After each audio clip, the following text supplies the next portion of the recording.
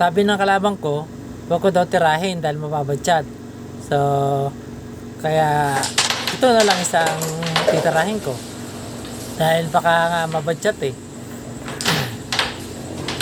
So, sinilip ko mabuti. Kahit na nung silip ko, talagang tingin ko yung mababadyat eh. Kaya pag tinira ko ito, dadalhin ko ang pamato dito sa may malapit sa kamay ko. Yun.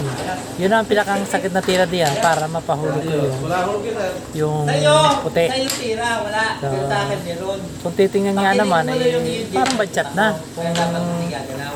Kung titirahin natin na may hulog. So, ayan. Tinira natin.